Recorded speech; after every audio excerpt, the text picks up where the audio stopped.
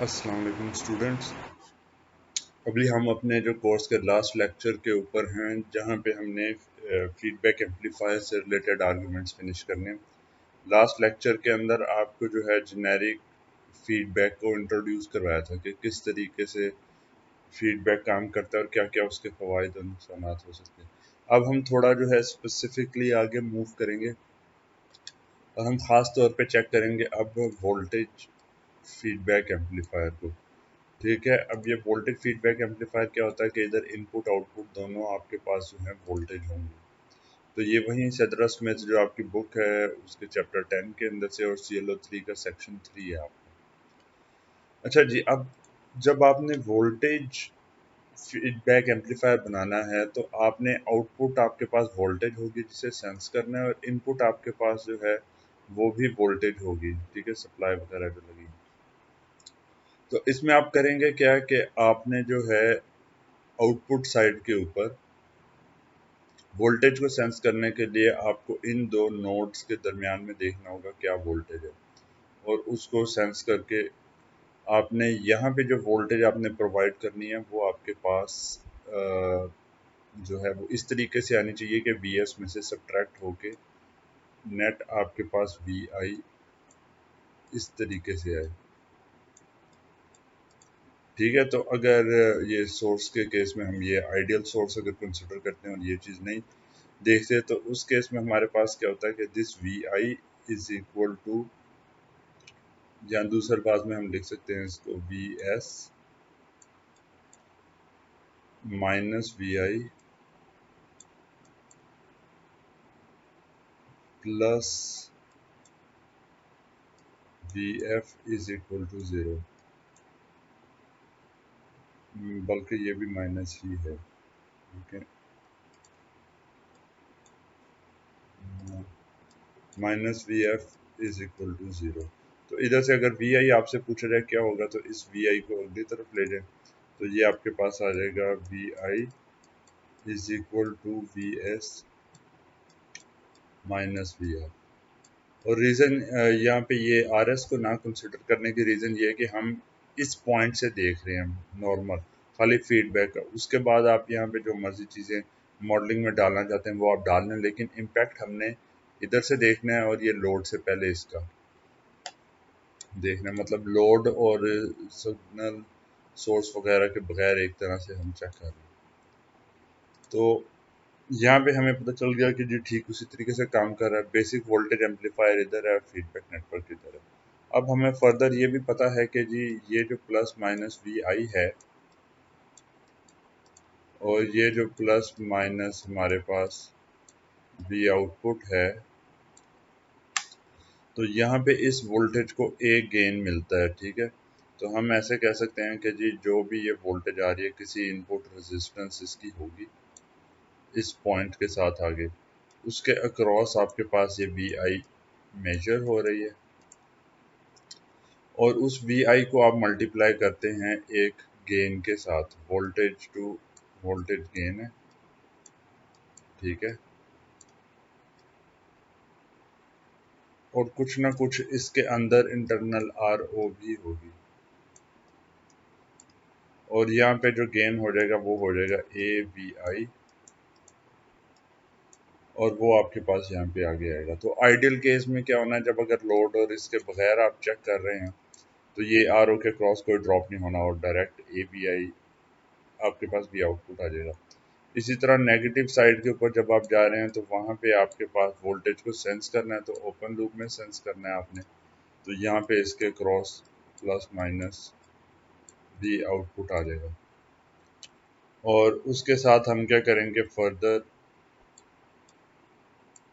यहाँ पे भी एक ये प्लस और माइनस का इस तरीके से बन के इस गेन को मल्टीप्लाई कर देगा बीटा V आउटपुट से, और beta V output is equal to Vf आपके पास यहाँ पे आ जाएगा। ठीक है, तो ये अगर इसके इंटरनल ब्लॉक्स को देखें तो वो इस तरीके से आपके पास बनेंगे,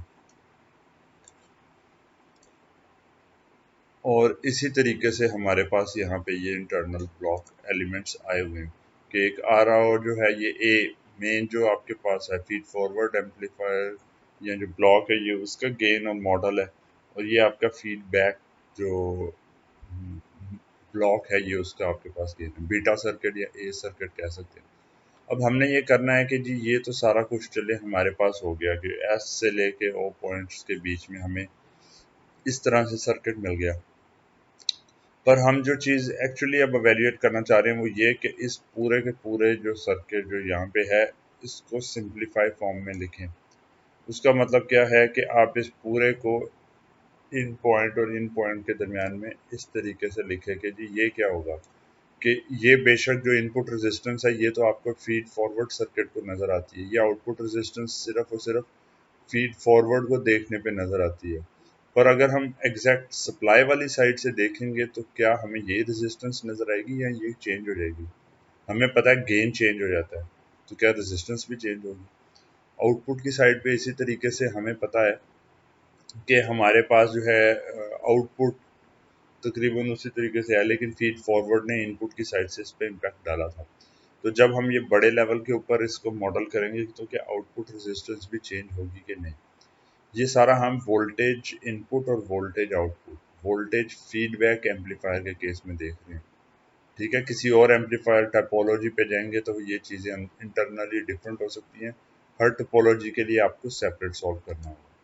तो अब हमारा मकसद क्या है सॉल्व करने में? हमें ए एफ तो पहले ही पता है कि क्या हमारे पास आता होता है। मकसद हमारा ये है कि आर आई एफ निकालें और आर ओ एफ निकालें, ताकि फीडबैक के बाद इनपुट से आउटपुट जो है वो हमारे पास ऐसा रिलेशन आ सके कि हम ये पूरा फीडबैक बार बार सॉल्व करने की बजाय डायरेक्टली इस तरीके से सॉल्व कर लें और मॉडल अपना जो है वो बना दें। तो इसको सॉल्व करने का अब क्या हमारे पास तरीका है? लेट्स से अब पहली चीज़ जहाँ पे हमने जो है ना इनपुट रेजिस्टेंस निकालनी है। तो इनपुट रेजिस्टेंस हमारे पास क्या होती है? इनपुट रेजिस्टेंस हमारे पास होगी कि ये सप्लाई से आपने जो वोल्टेज दी है और एक कोई करंट फ्लो कर रहा है। ठीक है, ये करंट बेशक इधर से फ्लो कर रहा है लेकिन ये फीडबैक में इस पोर्शन से भी इसके ऊपर इम्पैक्ट आएगा। तो ये हमारे पास जो है वी एस डिवाइडेड बाय आई आई। ठीक है, ये हमारे पास आ जाएगा आर आई एफ। ठीक है, तो अगर ये ना लगा होता तो ये रेजिस्टेंस आर आई के बराबर होती, पर ये लगने की वजह से तो ये कॉम्प्लेक्स सिस्टम के अंदर अब ये डिफरेंट होगी हमारे पास।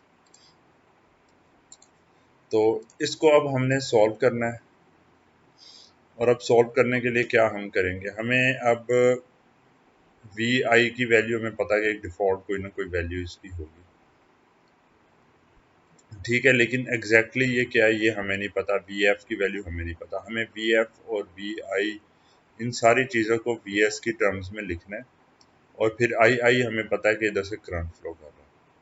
तो हम अब पहला काम क्या करेंगे कि यहाँ पर से हम आ रहे हैं, हमें फाइनल गेन पता है कि इधर से output in terms of V S हमारे पास क्या है? We output over V S A over one plus A beta.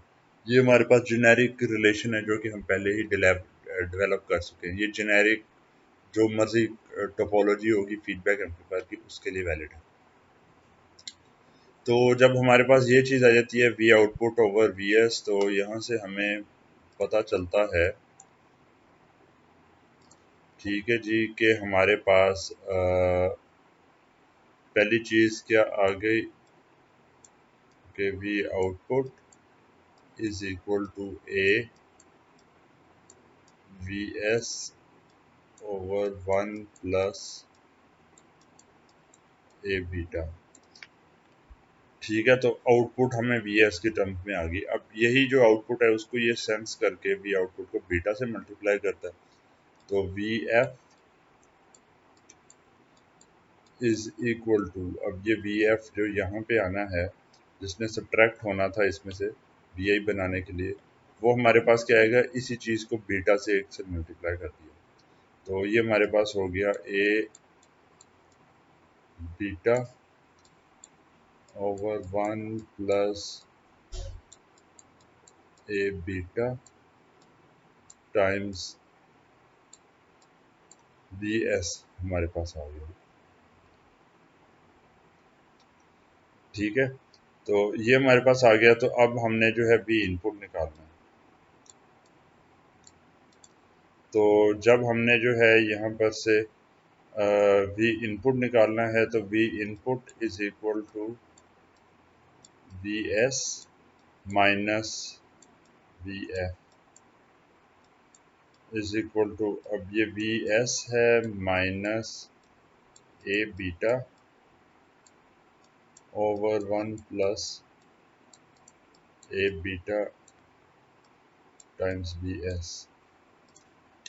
यहाँ पे अब हम क्या करेंगे, इधर हम क्या करेंगे, ये 1 प्लस ए बीटा से ऊपर मल्टीप्लाई करके इसमें से ये टर्म सब्ट्रैक्ट करेंगे और डिनोमिनेटर मतलब कॉमन हम ले लेंगे। ये मैं तो ऐसे करेंगे तो यहाँ पे ये टर्म मल्टीप्लाई हो जाएगी 1 प्लस ए और बीटा। ठीक है, अब इसमें से क्या होगा कि वी एस ए बीटा इस वी एस ए बीटा के साथ जो है वो कैंसल आउट हो जाना है, क्योंकि ये दोनों जो है ना एक ही टर्म्स आ रही हैं। तो ये ए बीटा वाली टर्म इधर से और ये वी एस ए के साथ जो ए बीटा है, वी एस अगर कॉमन ले लेते हैं ये आपके पास जो है इधर से एलिमिनेट हो जाएगा। तो जो एंड रिजल्ट आपके पास आना है वो आपके पास आ जाएगा we S over 1 plus A beta, जो कि यहाँ पे आपके पास लिखा होगा। जब हमारे पास इस तरीके से we S over 1 plus A beta की टर्म आ गई, तो हमें अब यहाँ से पता है कि जी हमारे पास के इनपुट जो है वोल्टेज और ये करंट वगैरह उसके रिलेशन आ गया। अब हमें पता है इस पॉइंट के ऊपर कि I is equal to V I over R I. ठीक है, अब यहाँ पर से हम क्या करते हैं, वी आई की जगह ये रिलेशन पुट करते हैं, V S over 1 plus A beta times R I is equal to I I. अब यहाँ पर से ये आई आई डिनोमिनेटर में ले जाएं और ये चीज़ ऊपर ले जाएं, तो हमारे पास जो रिलेशन आ जाता है वो हमारे पास ये वाला। ठीक है, आर आई एफ जो है वो हमें जो चाहिए था ना, तो यहाँ पर से मैं क्लियर कर दूं, ये शायद मिस्टेक में आपको ये ना लगे कि ये जैसे ये आई आई के साथ आगे रिलेशन जा रहा है। तो वी एस ओवर आई आई आएगा, वो बाय डेफिनेशन हमारे पास जो है ये इस पॉइंट से देखने के ऊपर रेजिस्टेंस थी। तो हमें पता चला कि ये आर आई अगर जितनी भी वैल्यू है ये हमारे पास 1 plus A beta times amount of feedback से मल्टीप्लाई हो जाएगा, जो कि काफ़ी अच्छी बात है। इसका मतलब है कि हमारे पास इनपुट रेजिस्टेंस वोल्टेज एम्पलीफायर्स में आइडियल में ज़्यादा होनी चाहिए थी, तो यहाँ पे ज़्यादा हो गई। ठीक है, तो ये हमने चीज़ एक एवेल्यूएट कर ली। थस एज एक्सपेक्टेड, ये एक्सपेक्टेड था क्योंकि इस तरीके से हमने common emitter with R E के अंदर भी देखा था कि उधर फीडबैक में आर ई हमारे पास लगा होता था और 1 plus G M R E हमारे पास अमाउंट ऑफ फीडबैक था। तो हमारे पास इनपुट रेजिस्टेंस जो है वो उस टर्म से मल्टीप्लाई होकर इंक्रीज हो जाती थी, R pi into 1 plus G M R pi R E इस तरह करके बन जाता था। Thus, as expected, the series mixing feedback results in an increase in the amplifier input resistance by a factor equal to the amount of feedback, a highly desirable property for a voltage amplifier। ये चीज़ मतलब कि चाहिए होती है। Second case के अंदर अब हमने जो करना है, यहाँ पे हमने अब आउटपुट रेजिस्टेंस निकालनी है। उसके लिए हम क्या करेंगे, आउटपुट के ऊपर एक टेस्ट सप्लाई लगा रहे हैं वी एक्स, और तमाम इंडिपेंडेंट सप्लाईज को सप्रेस कर दिया। इंडिपेंडेंट सप्लाई क्या है, ये इसको सप्रेस कर दिया। अब यहाँ पे ये मॉडल में इन्होंने एग्जैक्ट शो नहीं किया, लेकिन इधर हमारे पास क्या होता है कि जी ये इस तरीके से चीज़, ये नोड्स बने हुए हैं और इसके अक्रॉस ये वोल्टेज चेक करेगा जो कि हमारे पास वी एक्स है, और जो ये वाला हिस्सा है यहाँ पे हमारे पास एक डिपेंडेंट जो है वो सप्लाई लगी होगी। ये मैं मॉडल में ये इकट्ठे करके इधर एक डब्बे में नहीं बना रहा, पर मैं इधर करके बना रहा हूँ। ठीक है, और ये हमारे पास होगा वी एक्स को मल्टीप्लाई करना है बीटा, तो ये हो गया बीटा वी एक्स मॉडल के हिसाब से। इस वोल्टेज को वो सेंस करके बीटा से मल्टीप्लाई करके इधर ऐड कर रहा था इस डायरेक्शन के अंदर। तो याद रहे यहाँ पे ओपन सर्किट है तो इधर से कोई करंट नहीं फ्लो करना हमारे पास, ठीक है। और इंडिपेंडेंट सप्लाई को सप्रेस करना है जो कि ये थी, तो यहाँ पे जो सप्लाई लगी हुई थी उसको हमने शॉर्ट सर्किट कर दिया। सप्रेस करने का मतलब शॉर्ट सर्किट है, सप्रेस करने का मतलब ग्राउंड करना नहीं है। ग्राउंड अगर नेगेटिव या किसी और टर्मिनल पे आ रहा है तो यहाँ पे भी ग्राउंड आ जाना है। इस केस में कोई ग्राउंड बीच में नेटवर्क में एज सच आपके पास अवेलेबल नहीं है, हम केवीएल और केसीएल से सॉल्व करते हैं, तो इस वजह से यहाँ पे जो है कोई ग्राउंड आपको नजर नहीं आ रहा और ये आपस में शॉर्ट हो गए। तो अब ये सारे के अंदर हमने निकालना क्या है, हमने निकालना है आउटपुट साइड से हमें क्या रेजिस्टेंस नजर आ रही है। तो ये एक सप्लाई टेस्ट सप्लाई हमने लगाई थी Vx और उसमें से करंट Ix फ्लो कर रहा है और हमने निकालना है ये Ix in terms of Vx। तो हम सॉल्व करना शुरू करते हैं। तो हमें पहली चीज यहाँ पर से हमें क्या पता चलती है, हमें पता चलता है कि जी ये Ix की वैल्यू क्या होगी अगर हमने निकालना है। तो ये Ix जहाँ पे लिखा भी हुआ है Vx minus A V I over R O, ये हमारे पास रिलेशन आ गया। अब जो वी आई है वो हमारे पास इधर से देखा जाए, ये नेगेटिव टर्मिनल इसके पॉजिटिव पे आ रहा है, पॉजिटिव नेगेटिव पे, तो V I is equal to minus V F इसके ऑपोजिट के साथ। और वी एफ की वैल्यू जैसे यहाँ पे लिखा हुआ है वो बीटा वी एक्स है, ठीक है। बीटा वी आउट होती थी, इस केस में बीटा वी एक्स है। तो यहाँ पे जो है बीटा वी एक्स प्लेस करेंगे तो हमारे पास V I is equal to minus beta V X, ठीक है। मतलब कि ये जो इनपुट के ऊपर आनी थी क्योंकि सप्लाई खत्म होगी तो ये फीड फॉरवर्ड जो वोल्टेज थी उसके नेगेटिव के बराबर आ गई। तो इसकी वैल्यू यहाँ पे प्लेस कर दी, वी आई की वैल्यू यहाँ पे, तो ये 1 - a बीटा वी एक्स हो गया हमारे पास, ठीक है। तो 1 -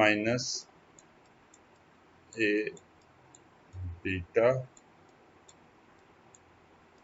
वी एक्स ओवर आर ओ।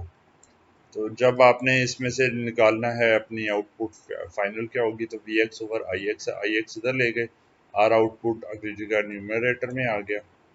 और वन सॉरी ये वन माइनस नहीं था, ये प्लस है क्योंकि ये पहले माइनस साइन है और उसमें माइनस रिप्लेस करना।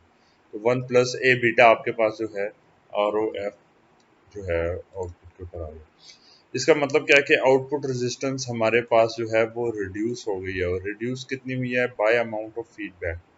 और ये बहुत अच्छी एक हमारे पास जो है ये प्रॉपर्टी है, क्योंकि इसका क्या मतलब हुआ, इसका मतलब ये हुआ कि आउटपुट रेजिस्टेंस जो हमें कम चाहिए होती थी फीडबैक लगाने से खुद ब खुद आउटपुट रेजिस्टेंस कम हो गई है, ठीक है। कि अगर ये आपके पास जो है 100 ओहम था और अमाउंट ऑफ फीडबैक आपके पास जो है 100 है, तो ये 1 ओहम की रेजिस्टेंस लोड को नजर आएगी यहाँ से। तो अब आगे अगर हम जो है ये एग्जांपल्स के तौर पे सर्किट्स के अंदर देखें, तो ये हमारे पास एक सर्किट है जहाँ पे सप्लाई वोल्टेज हमने जो है ये नॉन इन्वर्टिंग टर्मिनल पे दिया है, ओपन बीच में लगा हुआ है। ओपन लूप वोल्टेज गेन हमें पता है, यहाँ से यहाँ तक हमारे पास ए है। बैकवर्ड अगर हमने देखना है कि जी फीडबैक नेटवर्क का क्या, तो उसके लिए ये वाला हिस्सा कट ऑफ करें, ठीक है। ये वाला हिस्सा कट ऑफ करें, इधर आप आउटपुट जो दे रहे हैं और इधर देखें ये फीड फॉरवर्ड ये क्या आएगी। तो फीड फॉरवर्ड ये देखने के लिए आपके पास ये हो जाएगा beta is equal to R1, voltage divider लग रहा है, ओवर R1 प्लस R2, ये आ गया।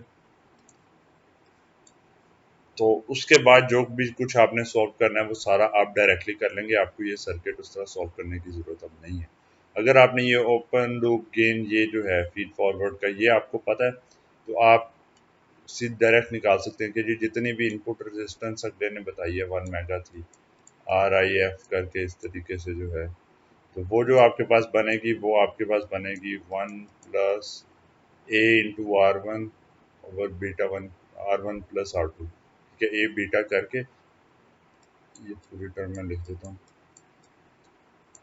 और मल्टीप्लाई साथ में क्या हो जाएगा, जो इसकी आर आई पहले इनपुट रेजिस्टेंस थी वो डाटा शीट से आपको पता चल जाएगा कि इस ओपन की क्या है इनपुट इम्पिडेंस, वो मेगा 2 मेगा इतनी करके होगी। और उसको फर्दर आप अगर जो है 10-20 से मल्टीप्लाई कर दें तो ये आपके पास जो है मतलब कि ओपन लूप क्लोज लूप में इन्फिनिट ही आ जाती है। इसी तरह आउटपुट रेजिस्टेंस अगर पहले आपके पास कोई मैक्सिमम कोई 5 या 7 ओहम थी तो ये आपके पास लूप में लगाने के बाद वो कम हो जाएगी। तो ये बहुत एक इम्पोर्टेंट और एक अच्छा आपके पास जो है ये एक सिस्टम इससे बन जाता है।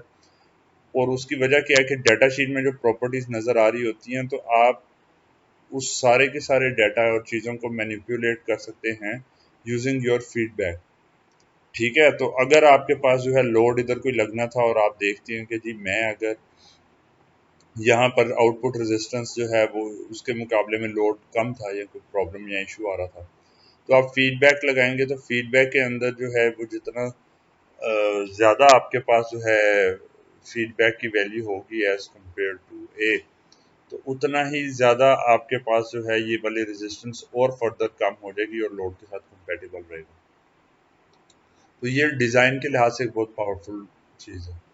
अच्छा, जो सेकंड केस है यहाँ पे अब हमारे पास जो है पहले तो ए हमने डायरेक्टली कह लिया था, लेकिन इस प्रॉब्लम के अंदर हमें जो फीड फॉरवर्ड गेन है वो हमें निकालना पड़ता है। और फीड फॉरवर्ड गेन निकालने के लिए हमें क्या करना होता है कि जी फीडबैक एलिमिनेट करके हमने चेक करना है। फीडबैक एलिमिनेट करने का क्या मतलब है कि जी यहाँ से सेंसिंग कर रहे थे तो यहाँ से ख़त्म कर दिया, ये जैसे नहीं कनेक्टेड। इसी तरह यहाँ पर से आप लोग जो है ये सब्ट्रैक्ट कर रहे थे तो उसकी जगह अब ये नेटवर्क वाला हिस्सा नहीं लगाएंगे और इसको हम ग्राउंड कर देंगे।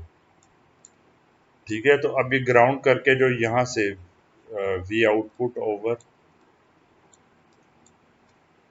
ओवर वी आई जो हमारे पास आएगा, ठीक है, कि इसको इस ग्राउंड तक आप देख लें तो V output over V I feedback के बगैर देखने के लिए वो हमारे पास होगा ए। तो अब ये ए कितना आएगा तो ये हमें पता है, कैसे निकाल सकते हैं कि जी ये कॉमन एमिटर है तो इसका जो गेन होना है वो होना है इधर से इधर तक पहली स्टेज का माइनस जी एम, और आमतौर पे हम आर सी लिखते होते हैं लेकिन एक्चुअल जो बनता है वो ये है कि इस पॉइंट से आगे आपके पास टोटल कितना रेजिस्टेंस है। तो वो रेजिस्टेंस जब हमने देखनी है तो वो हमारे पास हो जाएगी ये RD1, ये ग्राउंड के साथ हमें नज़र आ रही होगी इन पैरेलल विद R/2। ठीक है, तो ये हमारे पास बन जाएगा RD1 in parallel with R/2, क्योंकि इसके पैरेलल में ये वाली रेजिस्टेंस भी आ रही है। ठीक है, ये आपके पास जो है माइनस जी एम ये वाला जो है ये आएगी यहाँ पे वोल्टेज आपके पास आएगी, और वो वोल्टेज जो है वो इस सेकंड स्टेज के केस में जो है वो इनपुट होगी, और जो इस केस में आउटपुट आनी है वो आपके पास उसी तरीके से मल्टीप्लाई होके ये आ जाएगी, मल्टीप्लिकेशन है इधर माइनस जी एम RD2, क्योंकि इस केस में लोड कोई उस तरीके से नहीं लगा तो वो आपने RD2 इसको 2 कर लेते हैं, इसको जो है 1 कर लेते हैं। तो जब ये दोनों गेन्स को आप मल्टीप्लाई करके एक्चुअल लिखेंगे तो आपके पास जो ए है वो आपके पास आ जाएगा GM1 GM2 GM1 GM2 और D1 in parallel with R/2 multiplied by RD2। ठीक है, तो ये फीडबैक के साथ पूरा सिस्टम सॉल्व करने की बजाय ये एटलीस्ट इतना मुश्किल नहीं था कि जितना फीडबैक में करना है। तो यहाँ पे आपको पहले ये कॉमन दो आपके पास कॉमन एमिटर जो हैं वो कैस्केडेड लगे हैं, आपको पता है कैसे सॉल्व करते हैं, आपने रिलेशंस उनके देखे हुए हैं, आपको ये भी पता है इन नोड के ऊपर आप सॉल्व कर सकते हैं इनको। तो इसमें जो है हमें पता चलता है कि जी लेट से ये 40 है, ये 1 किलो ओम लेट से पैरेलल में आ जाता है, ये भी 1 किलो ओम है, ठीक है।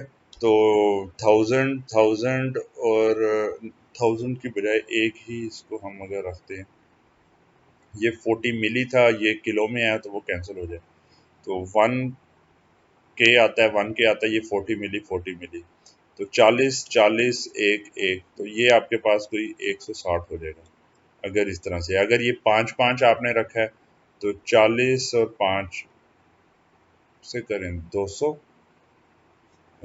सॉरी ये 1600 बनेगा, 40 को 40 से करेंगे।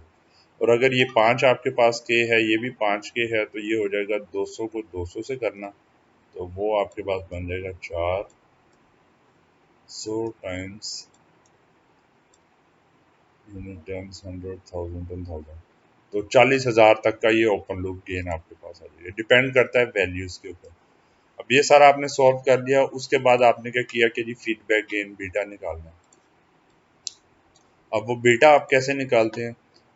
बीटा निकालने के लिए आप क्या करेंगे कि जी यहाँ से इस हिस्से को सारा ख़त्म कर दिया, इधर भी आउटपुट है और आपने ये बी एफ निकालना है, कंसिडर करना है, बाकी कुछ नहीं लगा हुआ। तो ये हमें वोल्टेज डिवाइडर नज़र आ रहा है, तो बीटा जो है वो हमारे पास सीधा सीधा आ जाएगा R1 वोल्टेज डिवाइडर में ये हिस्सा divided by R1 plus R2, ठीक है। तो ए आ गया, बीटा आ गया, तो उससे फिर आपके पास यहाँ पर से पहले जो इनपुट रेजिस्टेंस विदाउट फीडबैक नज़र आ रही थी वो थी R/1, ठीक है। तो फिर आप क्या करेंगे, R/1 को 1 प्लस ए बीटा से मल्टीप्लाई कर दिया। आउटपुट रेजिस्टेंस पहले इधर देखने के ऊपर हमें क्या नज़र आ रही थी, RD2, ठीक है। और ये फीडबैक लगाने के बाद ये RD2 डिवाइड हो जाएगी 1 प्लस ए बीटा से। तो एट द एंड जो है हमारे पास जो है, मतलब कि नॉर्मल जो ओपन लूप में जिस तरह का बिहेवियर आ रहा था, फीडबैक के बाद उससे भी बेहतर बिहेवियर आना शुरू हो जाएगा। अच्छा, अब यहाँ पे हम फिर अब वोल्टेज के केस में हमने देख लिया कि कैसे सारा कुछ होता है। तो यहाँ पे आपको करंट फीडबैक एम्पलीफायर का भी इसलिए बताना है ताकि आपको फ़र्क कर सकें कि वोल्टेज फीडबैक और करंट फीडबैक में क्या फ़र्क होता है और कैसे उसको सॉल्व करने के लिए डिफरेंट मेथड्स चाहिए, या उसमें हमारे पास अप्रोच ही डिफरेंट होती है। तो यहाँ पे फॉर एग्जांपल जैसे आपको पता है कि जी करंट में अगर आपने सेंस करना है तो करंट आप सीरीज के अंदर कोई ना कोई एलिमेंट लगाएंगे कि उस एलिमेंट में से करंट गुजरे, जैसे वोल्ट मल्टीमीटर के साथ करते होते हैं, उसमें से करंट गुजरेगा तो आपको पता चलेगा कि कितना करंट है। सेंस करने के लिए सीरीज में लगाना पड़ता है, वोल्टेज सेंस करने के लिए पैरेलल में आपको लगाना होता है कि जी किसी एलिमेंट के क्रॉस इन दो नोड्स के बीच में क्या वोल्टेज है, तो इधर आप सीरीज में लगाएंगे तो पता चलेगा। और आउटपुट पे जहाँ पे ऐड करना है तो वहाँ पे आपको नोड्स के साथ अलहदा से एक ब्रांच ऐड करनी पड़ेगी ताकि केसीएल के हिसाब से ऐड हो सके। तो बाद में क्या कर रहा हूँ, बाद में ये कर रहा हूँ कि यहाँ पे आपने इसको सेंस करना है तो आप क्या करेंगे, इधर सीरीज में इस तरीके से एक एलिमेंट लगा देंगे ताकि सारा का सारा जो आउटपुट करंट है वो इसमें से गुजरे ताकि आप सेंस कर सकें। और जब यहाँ पर से आपने जो है इसको प्रोवाइड करना है, ठीक है, तो आपने फीडबैक नेटवर्क के अंदर डायरेक्शन आपने नेगेटिव रखनी थी इसके मुकाबले में, तो ये आपके पास हो जाएगा बीटा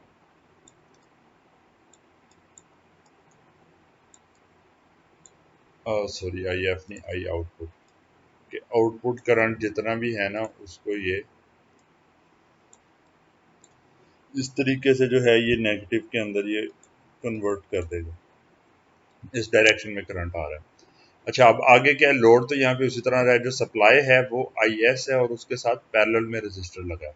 ये मैंने आपको करंट सोर्सेज जब हमने पढ़े थे और बाकी चीज़ें वहाँ पे भी बताया था कि जो वोल्टेज सोर्स होता है उसके साथ जब मॉडलिंग के अंदर आप उसकी रेजिस्टेंस करते हैं तो उसको सीरीज में रखते हैं, क्योंकि इसके क्रॉस आपके पास वोल्टेज है तो वोल्टेज का ड्रॉप इसके क्रॉस आता है।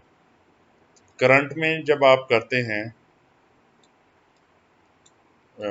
ठीक है, तो करंट के केस में आपके पास जो रेजिस्टेंस है वो मॉडल के अंदर पैरेलल में होती है। पैरेलल में होने का क्या मतलब है कि जितना भी करंट आपके पास यहाँ से आ रहा था तो उसके अंदर आप देखेंगे कि इधर कितना ड्रॉप हुआ और रिमेनिंग करंट आगे को जा रहा है। ठीक है, तो ये एक बेसिक डिफरेंस है जो कि हर जगह पे इधर आपको नजर आ रहा होगा। तो मॉडल्स के अंदर भी इसी तरह से एंड के ऊपर आपके पास बनेगा। तो यहाँ पे हमने फिर ये इस तरह से कर लिया। तो अब आगे यहाँ पे हमारे पास जो है फर्दर हमने इसका जो है मॉडल आगे बनाना है। तो वो मॉडल हमारे पास इस तरह से, ये बीटा आई आउटपुट आपको मैंने बता दिया था। जो ये फीड फॉरवर्ड सिस्टम है हमारे पास, तो यहाँ पे हमारे पास इनपुट रेजिस्टेंस आर आई है, तो ये जितना भी करंट है ये उसमें से फ्लो कर रहा होगा। ठीक है, तो ये हम ना उस रजिस्टर के बाद के पॉइंट से चेक कर रहे हैं। और यहाँ पे हमारे पास क्या होगा कि उसकी वजह से हमारे पास एक करंट फ्लो करना है। तो इस इनपुट करंट को ए से मल्टीप्लाई किया, फ्लो कर रहा है, और आउटपुट रेजिस्टेंस जैसे यहाँ पे बताया गया था कि जी रेजिस्टेंस जो है आपके पास पैरेलल में आएगी, तो ये वाली आउटपुट रेजिस्टेंस पैरेलल में आएगी, इसके क्रॉस कुछ ड्रॉप हो गया, रिमेनिंग करंट को हम आउटपुट करंट कहेंगे। अगर सीरीज में लगा हो करंट एक ही हो तो ए आई आई आई जो है वो आई आउटपुट के बराबर हो जाना। तो ये सारा हो गया। तो इसको हमने जो है इस पॉइंट्स के बीच में, ठीक है, इस हिस्से को मॉडल करके हमने इस तरह की चीज बना के देनी है, जिसके अंदर इनपुट साइड के ऊपर इनपुट फीडबैक में टोटल रेजिस्टेंस बतानी है कितनी है, और आउटपुट की साइड के ऊपर टोटल हमने देखना है कितने रेजिस्टेंस है और फीडबैक गेन का।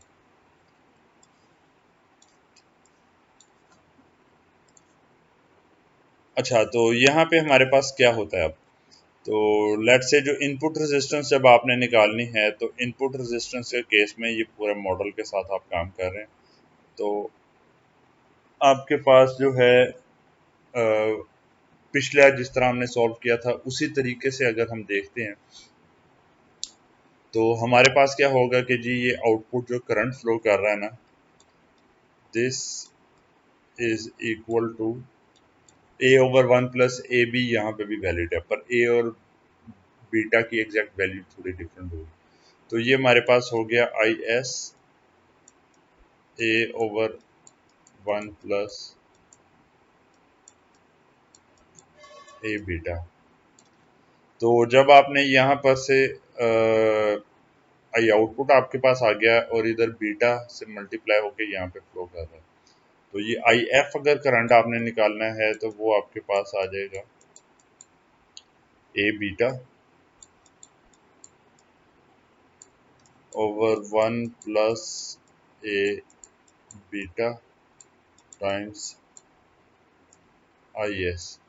और जब आपने यहाँ पर से आई आई निकालना है तो हमारे पास आई एस करंट इधर से आ रहा है और उसमें से आई एफ करंट माइनस हो रहा है, तो ये हमारे पास आ जाएगा I S minus I F. I S minus I F आप इसी तरीके से करेंगे तो एंड पे आपके पास जो रिजल्ट आएगा, उस रिजल्ट के अंदर हमारे पास I I is equal to I S over one plus A beta आ गया।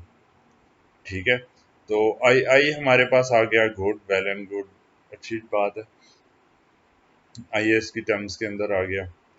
तो यहाँ पे हमने फिर क्या किया है कि ये इस आर आई में से गुजरेगा, तो वोल्टेज जो हमारे पास है वी आई, वो हमारे पास हो जाएगी R input I S over one plus A beta हो गया। ठीक है, यही करंट इस रेजिस्टर में से आया, वोल्टेज आ गई। अब यही वोल्टेज क्योंकि आपके पास सप्लाई के क्रॉस भी आ रही है, तो V I voltage divided by I S is equal to the input resistance. तो इसमें से अगर आप ये जो आई एस की टर्म है ये अगली साइड पे डिनोमिनेटर में ले जाते हैं, तो ये are I over one plus A beta, ये आपके पास इनपुट रेजिस्टेंस आ गया। अच्छा, अब यहाँ पे हुआ क्या है, कुछ एक चीज हमें ना डिफरेंस नजर आ रही है। वोल्टेज फीडबैक के केस में इनपुट रेजिस्टेंस जो है वो हमारे पास मल्टीप्लाई हुई थी 1 + a बीटा से और ज़्यादा हो गई थी। और ज़्यादा होने से क्या हुआ था कि जी अगर आपके पास सोर्स रेजिस्टेंस कुछ होगी तो उसके बावजूद वहाँ पे लोड के क्रॉस वोल्टेज ज़्यादा आनी थी। पर करंट्स के केस में क्या होता है कि हमें ये आर आई जो रेजिस्टेंस है ये जितनी कम हमारे पास होगी उतना बेहतर है, क्योंकि ये सोर्स की यहाँ पे शो नहीं किया पर एक्चुअली सोर्स के केस में कुछ ना कुछ इधर रेजिस्टेंस होगी। तो उसके मुकाबले में अगर ये रेजिस्टेंस कम होगी तो करंट सारा का सारा शॉर्ट मसलन आइडियली हो जाएगी, तो करंट इस रेजिस्टर में से ड्रॉप नहीं होगा, सारा का सारा करंट हमारे पास इस आर आई में से आएगा। तो हमारा मकसद आइडियली ये था कि ये रेजिस्टेंस कम हो करंट फीडबैक एम्पलीफायर में। तो फीडबैक को इटसेल्फ कहीं से अब पता चल जाता है कि जी ये करना क्या चाह रहे हैं। तो फीडबैक खुद ही देख लेता है कि जी अगर वोल्टेज फीडबैक है तो ये बढ़नी चाहिए तो इसको बढ़ा दिया उसने, करंट फीडबैक है तो ये आर आई को कम होना चाहिए तो इसने खुद ब खुद इसको कम कर दिया। इसी तरीके से अब मैं यहाँ पे एग्जैक्ट उसको सॉल्व नहीं कर रहा, पर जब आउटपुट रेजिस्टेंस के केस में हम देखेंगे, ठीक है, तो आउटपुट रेजिस्टेंस के केस में या हम ऐसे लेट्स से चलें सॉल्व कर ही लेते हैं। आउटपुट रेजिस्टेंस के केस में जब इसी को सॉल्व करेंगे तो हमारे पास यहाँ पे ओपन सर्किट आ गया, ठीक है। तो ओपन सर्किट क्यों आ गया, क्योंकि हमने जो है इंडिपेंडेंट सोर्सेस को सप्रेस करना है और यहाँ पे हम लेट्स से अपना करंट सोर्स लगा देते हैं, ठीक है। और ये करंट की वैल्यू इधर आई एक्स रख लेते हैं जो कि आई आउटपुट के बराबर है। और हमने मकसद क्या है कि यहाँ पे वी आउटपुट को एवेल्यूएट करने के वी आउटपुट क्या आती है। हालांकि ये करंट्स के हिसाब से सारा चल रहा होता है। करंट इधर से आई आउटपुट आई एक्स के बराबर हमारे पास यहाँ से फ्लो कर रहा है, ठीक है। तो यहाँ से जो करंट फ्लो करेगा वो हमारे पास बीटा आई एक्स होगा। अब हमने चेक करना है, यहाँ से तो ओपन सर्किट है कि ये आई आई किसके बराबर है। तो हमें नज़र आता है कि जी ये वाला करंट इधर से आई आई के ऑपोजिट डायरेक्शन में फ्लो करता हुआ हमारे पास मूव करेगा, ठीक है। ये इधर से गया, इधर से गया, इधर से गया, यहाँ से ऊपर, इधर से आया, यहाँ से इधर को मूव किया, इधर को मूव किया,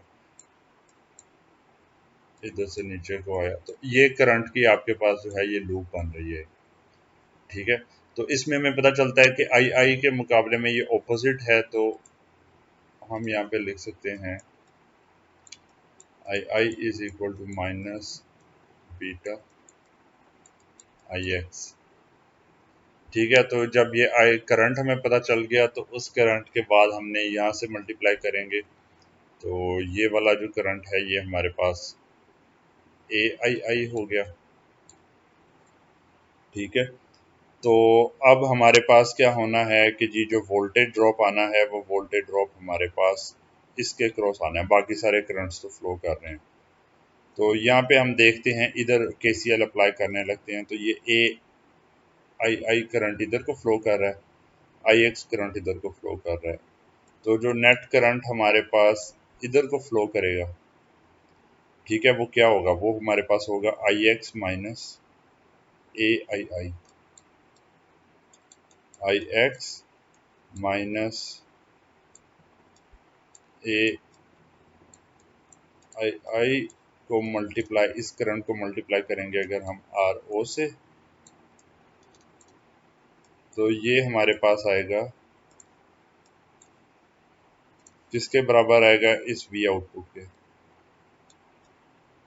क्योंकि ये सारा शॉर्ट सर्किटेड है तो ये वोल्टेज जो इस रेजिस्टर की वजह से डिटरमिन होगी। तो इधर हम वैल्यू प्लेस करते हैं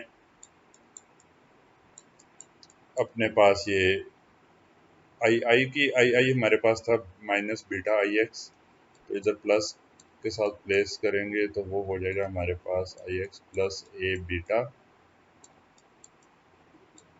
आई X multiplied by R output, ठीक है। और इधर से अगर हम आई एक्स कॉमन लेके वी आउटपुट के साथ डिवाइड करें ठीक है, तो डिवाइड करेंगे तो हमारे पास आउटपुट रेजिस्टेंस आ जाएगी जो कि ये है 1+A beta times are output. तो हमें इधर क्या पता चल रहा है कि जी यहाँ पे जो आउटपुट साइड के ऊपर जो पैरेलल में इसके साथ जो मॉडल के अंदर जो रेजिस्टेंस फाइनल बनेगी वो रेजिस्टेंस हमारे पास 1+A beta times amount of feedback times ज़्यादा है।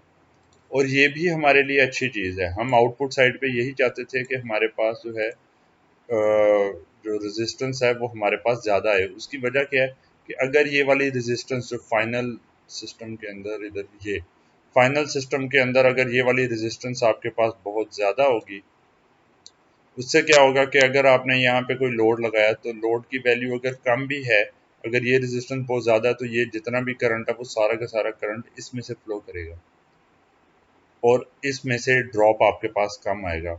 इसी तरह इधर जब आपने अगर सप्लाई के केस में लगाया हो करंट सोर्स एक, ठीक है, तो उस केस में क्या होगा कि ये जितना भी है अगर आपके पास आर आई एफ तकरीबन नेग्लिजिबल है तो इसके क्रॉस ड्रॉप नहीं आएगा और सारा का सारा करंट इधर से फ्लो करेगा। तो जो आइडियली जिस तरीके से हम चाहते थे, हमें आइडियलिटी की तरफ जो है फीडबैक उस डायरेक्शन में ले जाता है। तो ये एक बहुत ही इम्पोर्टेंट इसमें हमारे पास चीज़ है।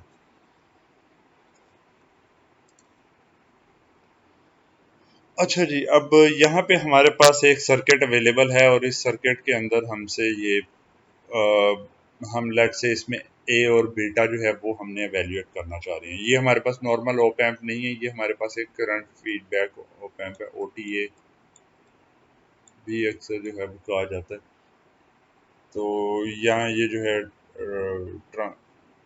ये करंट एम्पलीफायर आप समझें कि जी जो इसको करंट दिया जाता है तकरीबन उसको ना एम्पलीफाई करके ये भेज रहा होता है और इसका गेन जो है वो आपके पास ए है।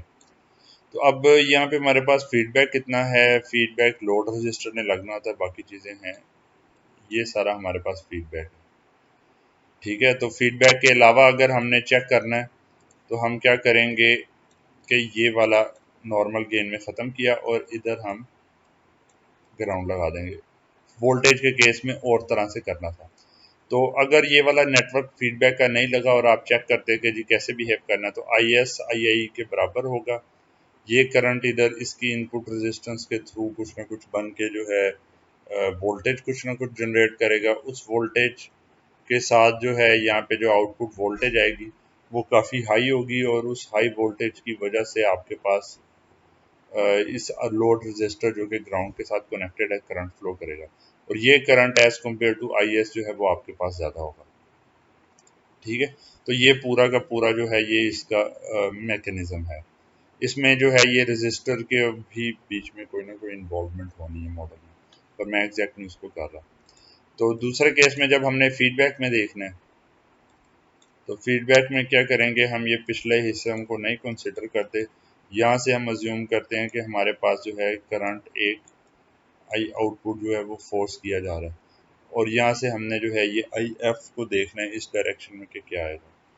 तो ये जैसे कि आपको पता है यहाँ पे करंट डिवाइडर लगेगा और करंट डिवाइडर के अंदर अगर इस ब्रांच में करंट है तो न्यूमरेटर में हम अगली ब्रांच को रखेंगे आर एम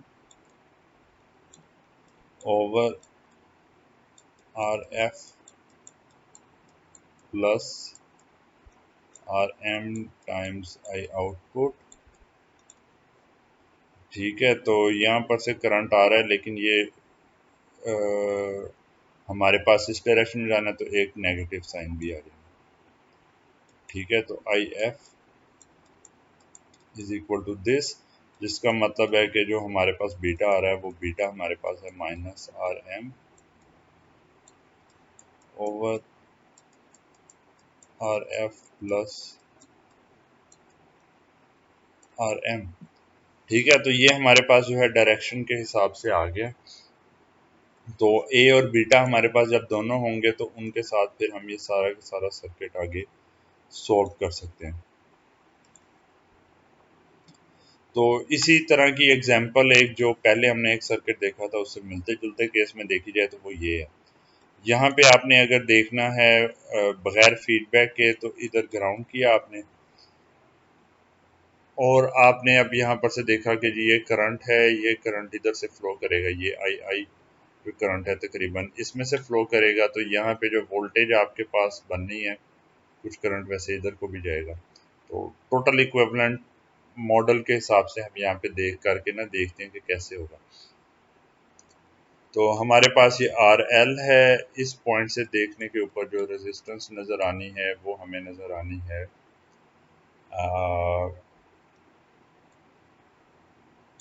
आर ई, बल्कि नहीं, इसको हम डायरेक्ट फीडबैक के हिसाब से वो रखते हैं। ये छोटा सा फीडबैक इधर भी एक लगा हुआ है जो कि मतलब कि ये कॉमन एमिटर विद और ई होना चाहिए था, लेकिन यहाँ पे बेसिकली है नहीं इस तरह। यहाँ से देखने के ऊपर जो रेजिस्टेंस हमें नज़र आएगी वो हमें नज़र आएगी बीटा। ये बीटा दूसरा वाला है, इसको डैश में लिख देता हूँ, ये ट्रांजिस्टर का बीटा, बीटा डैश +1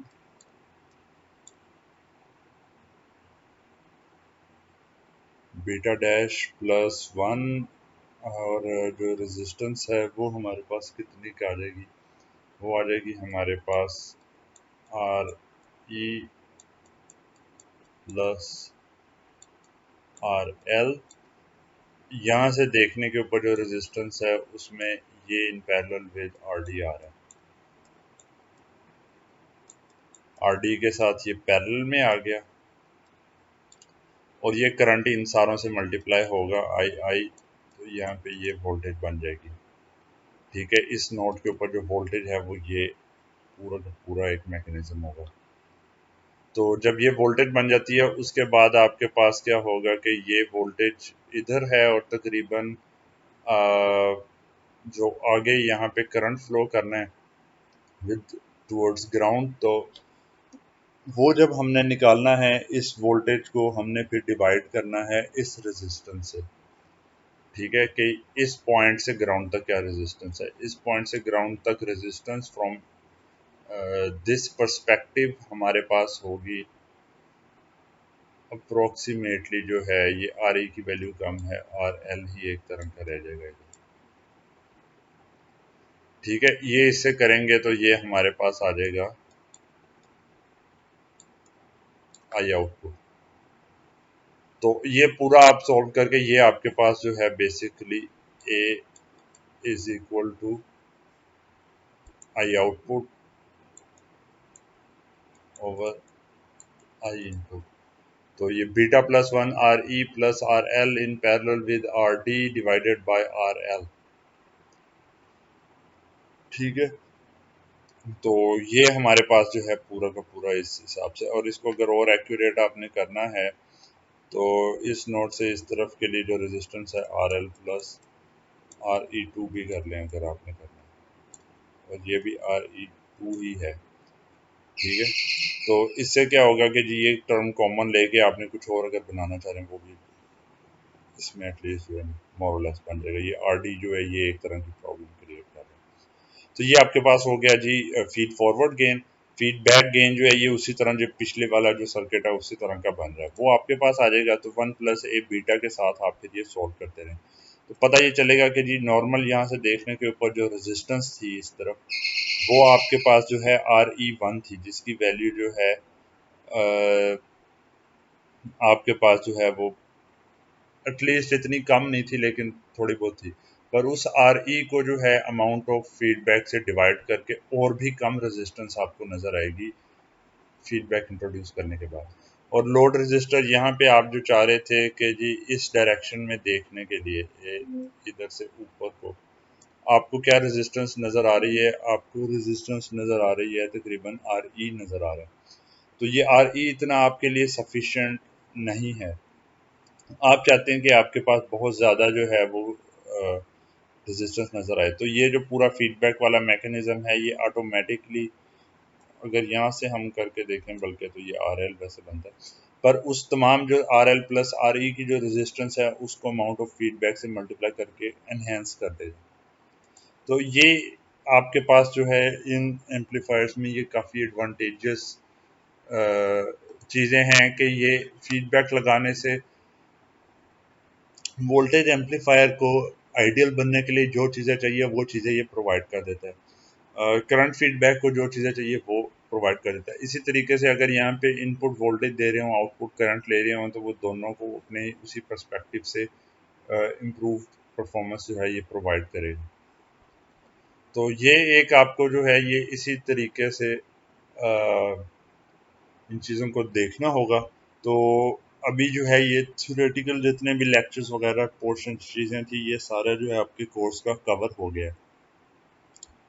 आगे जो है कुछ हम लेक्चर्स वैसे हम रख लेते हैं जिसके अंदर हमारा मकसद ये होगा कि हम कुछ प्रॉब्लम्स वगैरह कर लें। ठीक है, क्योंकि एम्पलीफायर से और बाकी चीज़ों से रिलेटेड बहुत सारी प्रॉब्लम्स हैं। पेपर में ज़्यादातर जो है प्रॉब्लम्स ही पूछे जाने हैं। अभी एग्जैक्ट वैसे policy within this week बन जानी है, तो ज़्यादातर चांसेस हैं कि अगर एमसीक्यूज हों तो फिर तो और बात है, लेकिन शॉर्ट क्वेश्चन या कोई ऐसी चीज़ होगी तो उसमें आप देख सकते हैं कि इधर कितना कुछ पूछा जा सकता है। सर्किट बना और आपसे खाली पूछ लिया जाए कि जी बीटा क्या है, ठीक है, और 5 ऑप्शंस दिए हों, अब आपको कैसे पता चलेगा अगर आपको सॉल्व नहीं करना आता। ठीक है, तो इस तरीके से जो है वो अल्फा क्या है, आर आउटपुट एफ क्या होता है फलाने के केस में। अब करंट फीडबैक में क्या होता है, वोल्टेज फीडबैक में क्या होता है, ये याद रखना और उसको सॉल्व करना ये काफ़ी प्रॉब्लमैटिक है। यहाँ सर्किट डायग्राम ऐसे गिवन हो और कहा जाए कि जी इसमें आर ओ एफ क्या होगा, फिर आप देखेंगे इनपुट क्या है आउटपुट क्या है, तो उस हिसाब से आपको वैल्यूएट करना होगा। साथ ये जो लास्ट जो सीएल है इसमें बहुत सारी चीज़ें इस तरह की हैं जो कि पूछी जा सकती हैं। ठीक है, तो इनको अच्छे तरीके से तैयार करना है और बाकी प्रॉब्लम्स जो आएंगी वो न्यूमेरिकल या पूरे जो आपको जो है डिटेल्ड प्रॉब्लम्स जो सॉल्व करनी होंगी, किस तरह का सर्किट है पूरा सॉल्व करके ये पैरामीटर्स निकालें। तो मोस्ट प्रोबेबली जो है ये इस तरह के कोर्स में वो पोर्शन में मैंडेटरी रखूंगा। उसकी वजह ये है कि अगर जो है ये चीज़ें सॉल्व करना ना है तो आपको इस कोर्स का कुछ भी फ़ायदा नहीं है। ठीक है, अगर आपको ये ना आती हो और आपको इम्प्लीमेंट ना करना आए फिर कोई इन चीज़ों का फ़ायदा नहीं है। ठीक है, तो अभी जो आपके कोई क्वेश्चंस हैं वो आप पूछ सकते हैं प्री रिकॉर्डेड लेक्चर को जो हमें यहाँ पे फिनिश कर